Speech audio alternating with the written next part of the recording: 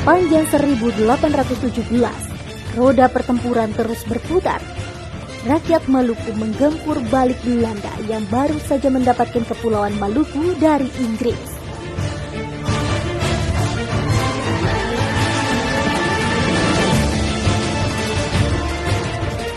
Euforia Belanda yang kemudian berujung kehancuran saat rakyat bersatu membabat habis mereka di bawah sosok komando yang amat tangguh, pemberani, dan sukar dikalahkan. Bukan perkara mudah bagi Belanda untuk menyingkirkan orang yang telah membuat VOC rugi besar. Dialah Kapitan Patibura.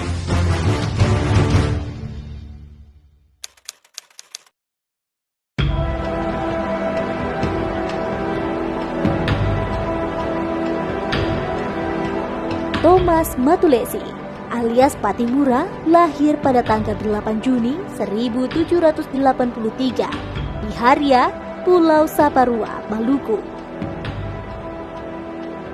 Patibura tumbuh ketika Kepulauan Maluku mengalami masa peralihan penguasaan dari Belanda ke Inggris sejak tahun 1798. Kala Inggris mulai berkuasa, Patibura muda masuk dinas militer Korps Ambon, bentukan negeri Britania Raya itu hingga mencapai pangkat sersan.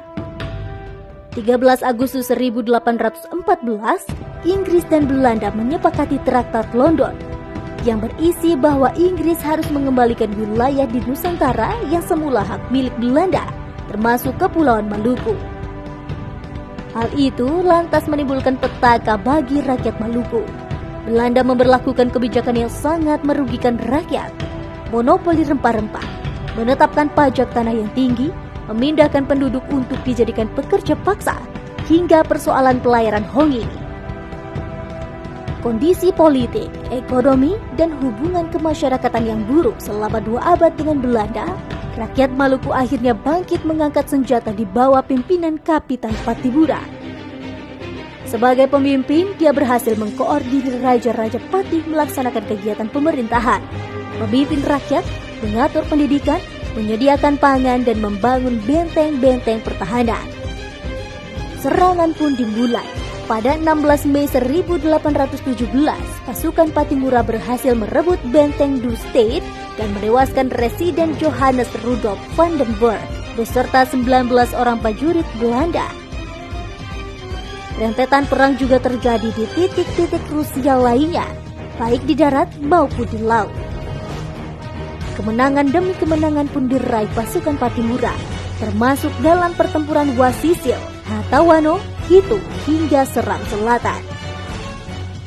Belanda semakin terdesak demi menemukan cara untuk menghentikan sepak terjang Patibura yang kian menakutkan. Akhirnya, divide and impera alias politik pecah belah pun diterapkan. Belanda berhasil mempengaruhi tokoh-tokoh rakyat yang dirasa tidak suka kepada Patibura, termasuk Pati Akool dan Domingus Thomas Tuanakota.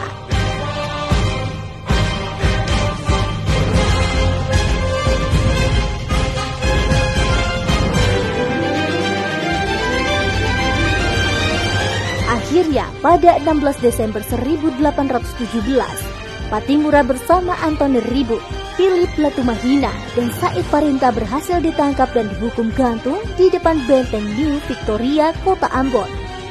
Kapitan Patibura gugur di tiang gantungan pada usia yang masih muda, 34 tahun.